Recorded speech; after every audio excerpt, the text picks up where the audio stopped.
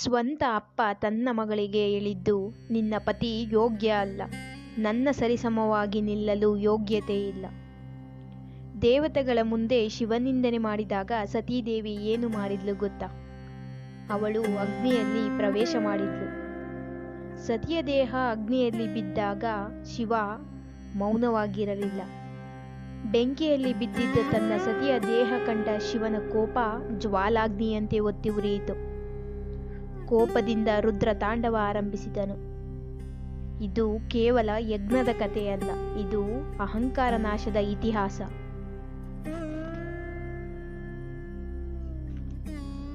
ನಿಮ್ಗೆಲ್ಲ ತಿಳಿದಿದ್ಯಾ ದಕ್ಷ ಯಾರು ಅಂತ? ದಕ್ಷ ಪ್ರಜಾಪತಿ ಬ್ರಹ್ಮನ ಮಾನಸ ಪುತ್ರ. ಯಜ್ಞ, ವಿಧಿವಿಧಾನ, ಶಾಸ್ತ್ರ, ಪೂಜೆ, ಬೇರೆಯವರನ್ನ ಗೌರವಿಸೋದು ಇವೆಲ್ಲವನ್ನು ಅವರು ತುಂಬು ಗೌರವದಿಂದ ಕಾಣ್ತಾ ಇದ್ರು.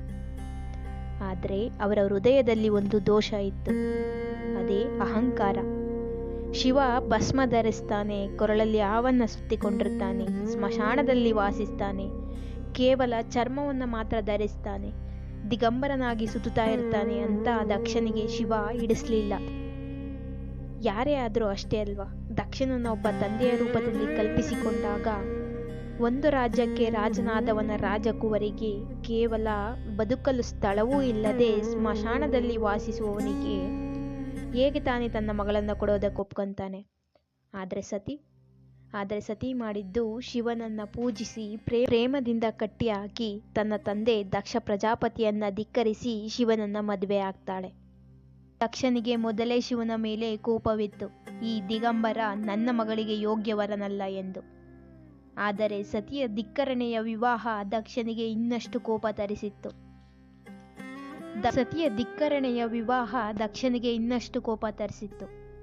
ಇದಕ್ಕೆ ಪ್ರತಿಯಾಗಿ ಅವರು ಏನ್ ಮಾಡಿದ್ರು ಗೊತ್ತಾ? ಒಂದು ಮಹಾಯಜ್ಞವನ್ನೇ ಏರ್ಪಡಿಸಿರ್ತಾರೆ. ಪ್ರತಿಯೊಬ್ಬರಿಗೂ ಅವರು ಆಹ್ವಾನ ನೀಡಿರ್ತಾರೆ ದಕ್ಷ ಪ್ರಜಾಪತಿ. ಹಾಗಾದ್ರೆ ಶಿವನಿಗೂ ಬಂದಿತ್ತಾ? ಇಲ್ಲ. ಒಂದು ದಿನ ದಕ್ಷ ಮಹಾಯಜ್ಞ ಮಾಡೋದಕ್ಕೆ ತಯಾರಿ ನಡೆಸ್ತಾ ಇರ್ತಾನೆ. ಎಲ್ಲ ದೇವತೆಗಳಿಗೂ ಯಜ್ಞಕ್ಕೆ ಆಹ್ವಾನ ನೀಡಿರ್ತಾನೆ. ಬ್ರಹ್ಮ, ವಿಷ್ಣು, ಲಕ್ಷ್ಮಿ, ಸರಸ್ವತಿ, ಇಂದ್ರ, ಸೂರ್ಯ, ಚಂದ್ರ, ವಾಯು ಎಲ್ಲರಿಗೂ. ಆದರೆ ಶಿವನಿಗೆ ಮಾತ್ರ ಆಹ್ವಾನ ನೀಡಲಿಲ್ಲ. ಇದನ್ನರಿತ ಸತಿ, ಆಹ್ವಾನ ನೀಡಿಲ್ಲ ಅಂದ್ರೆ ಏನು? ನನ್ನ ಅಪ್ಪನ ಮನೆಗೆ ನಾನು ಹೋಗಲು ಆಹ್ವಾನ ಬೇಕೆ? ಯಜ್ಞ ತಯಾರಿಕೆಯ ಅವಸರದಲ್ಲಿ ಮರೆತಿರುತ್ತಾರೆ. ನಾನು ಹೋಗಿ ಬರುವೆ, ನೀವು ಬನ್ನಿ ಎಂದು ಶಿವನನ್ನ ಕೇಳ್ತಾಳೆ. ಶಿವ, ನಾನು ಬರುವುದಿಲ್ಲ ದೇವಿ, ನೀವು ಹೋಗಿ ಬನ್ನಿ ಎಂದು ಕಳಿಸಿಕೊಡ್ತಾನೆ. ಸತಿ ಖುಷಿಯಿಂದ ತಂದೆಯ ಮನೆಗೆ ಬರುತ್ತಾಳೆ. ಯಜ್ಞದ ತಯಾರಿ ಜೋರಾಗಿಯೇ ನಡೆದಿರುತ್ತದೆ. ಎಲ್ಲ ವೈಭೋಗಗಳು ನಡೀತಾ ಇರ್ತವೆ. ಆದರೆ ಸತಿಗೆ ಅವಮಾನ. ಸತಿ ತಂದೆಯ ಮನೆಗೆ ಹೋಗುತ್ತಲೇ ಯಾರೂ ಅವಳನ್ನ ಸ್ವಾಗತಿಸಲಿಲ್ಲ. ಎಲ್ಲರದ್ದೂ ತಿರಸ್ಕಾರ ಭಾವನೆ. ಎಲ್ಲರಿಗೂ ಅವಳು ಸ್ಮಶಾನವಾಸಿಯ ಪತ್ನಿ ಎಂದು ಕೇವಲವಾಗಿ ನೋಡ್ತಾ ಇದ್ರು. ದಕ್ಷ ಸತಿಯನ್ನ ನೋಡಿದ. ಸತಿ ತನ್ನ ತಂದೆ ಎಂದಿಗೂ ಅವಮಾನಿಸಲ್ಲ ಎಂದು ನಂಬಿದ್ದಳು. ಆದರೆ ನೆರೆದಿದ್ದ ಅಷ್ಟೂ ದೇವತೆಗಳ ಮುಂದೆಯೇ ಶಿವನ ನಿಂದನೆ ಮಾಡುತ್ತಿದ್ದ. ನಿನಗೆ ಆಮಂತ್ರಣವೇ ನೀಡಿಲ್ಲ ನಾನು, ನೀನ್ ಯಾಕೆ ಇಲ್ಲಿಗೆ ಬಂದೆ? ನೀನು ನನ್ನ ಮಗಳಲ್ಲ, ಆ ದಿಗಂಬರನ ಪತ್ನಿ. ಸ್ಮಶಾನವಾಸಿ ನಿನ್ನ ಗಂಡ. ಅವನು ಕೊಳಕು, ಅವನು ದೇವತೆಗಳ ಸಾಲಲ್ಲಿ ನಿಲ್ಲಲು ಯೋಗ್ಯನಲ್ಲ. ಅಂತಹವನ ಪತ್ನಿಯಾದ ನೀನು ಇಲ್ಲಿಯೇ? ಈ ರೀತಿಯಾಗಿ ನುಡಿತಾ ಇದ್ದ. ತನ್ನ ತಂದೆಯ ಈ ಮಾತುಗಳು ಸತಿಯ ಹೃದಯವನ್ನೇ ಕದಡಿತ್ತು. ಯಾಕೆಂದರೆ ಇದ್ಯಾವ ಮಾತುಗಳನ್ನು ತನ್ನ ತಂದೆಯಿಂದ ನಿರೀಕ್ಷಿಸಿರಲಿಲ್ಲ. ಆಮಂತ್ರಣವಿಲ್ಲದೆ ಹೋಗೋದು ಸಭ್ಯವಲ್ಲ ಎಂದ ಪತಿಯ ಮಾತನ್ನು ನೆನೆದು ಇನ್ನಷ್ಟು ದುಃಖಿತಳಾದಳು. ದುಃಖದಿಂದಲೇ ತುಂಬಿ ಹೋಗಿದ್ದ ಅವಳ ಮನಸ್ಸು ನಡುಗುವ ಧ್ವನಿಯಲ್ಲೇ, ಶಿವ ಪರಮ ಪವಿತ್ರ, ನಿನ್ನ ದೃಷ್ಟಿಕೋನವೇ ಸರಿಯಿಲ್ಲ ತಂದೆ ಎಂದು ಅಳುತ್ತಿದ್ಲು. ದಕ್ಷನ ಮಾತುಗಳು ಇನ್ನಷ್ಟು ಹರಿತವಾದವು. ನನ್ನ ಮಗಳೇ ಬೇಕಿತ್ತ ಆ ಸ್ಮಶಾನವಾಸಿಗೆ? ಏನು ಯೋಗ್ಯತೆ ಇದೆ ಎಂದು ನನ್ನ ಮಗಳನ್ನು ವರಿಸಿದ ಆ ದಿಗಂಬರ ಎಂದು ತುಚ್ಛವಾಗಿ ನುಡಿಯತೊಡಗಿದ.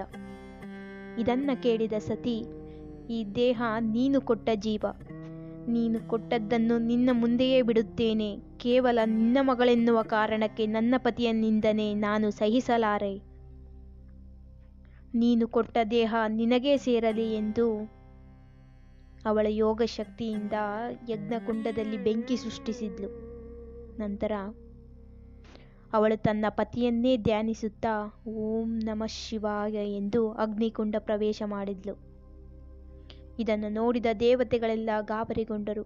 ಏನು ಮಾಡಬೇಕೆಂದು ಯಾರಿಗೂ ತಿಳಿಯಲಿಲ್ಲ. ಬ್ರಹ್ಮ ಮತ್ತು ವಿಷ್ಣುವಿಗೆ ಒಂದು ಕ್ಷಣ ಶಿವನನ್ನು ನೆನೆದು ತಲ್ಲಣಗೊಂಡರು. ಈ ಘಟನೆ ನಡೆದ ತಕ್ಷಣವೇ ನಾರದ ಕೈಲಾಸಕ್ಕೆ ಹೋಗಿ ಶಿವನಿಗೆ ವಿಷಯ ತಿಳಿಸಿದರು. ವಿಷಯ ತಿಳಿದ ಶಿವ ಭೂಮಿಗೆ ಬಂದರು. ಅವರ ಕಣ್ಣುಗಳು ಅಗ್ನಿಮಯವಾಗಿದ್ದವು. ಸತಿಯ ದೇಹವ ಕಂಡ ಶಿವ ರುದ್ರ ತಾಂಡವ ಮಾಡಿದ. ತನ್ನ ಜಟೆಯಿಂದ ಒಂದು ಕೇಶವನ್ನು ಕಿತ್ತು ವೀರಭದ್ರನನ್ನು ಸೃಷ್ಟಿಸಿದ. ಶಿವ ವೀರಭದ್ರನಿಗೆ, ಈ ಯಜ್ಞವನ್ನೆಲ್ಲ ನಾಶಪಡಿಸು, ನನ್ನಿಂದ ನನ್ನ ಸತಿಯ ದೇಹವನ್ನು ಕಸಿದವನ ತಲೆ ಕತ್ತರಿಸು ಎಂದು ಆಜ್ಞಾಪಿಸಿದ. ದೇವತೆಗಳೆಲ್ಲ ಹೆದರಿ ಓಡಿ ಹೋದರು ವೀರಭದ್ರನ ಆರ್ಭಟಕ್ಕೆ. ವೀರಭದ್ರ ದಕ್ಷನ ತಲೆ ಕತ್ತರಿಸಿ ತಾಂಡವವಾಡತೊಡಗಿದ್ದ. ಸತಿಯ ದೇಹವ ಕಂಡ ಶಿವನ ಪರಿಸ್ಥಿತಿ ಸತ್ತ ಸತಿಯ ದೇಹ ಹೊತ್ತು ಶಿವ 3 ಲೋಕಗಳನ್ನೂ ಸಂಚರಿಸುತ್ತಾ ರುದ್ರ ತಾಂಡವವಾಡತೊಡಗಿದ್ದ.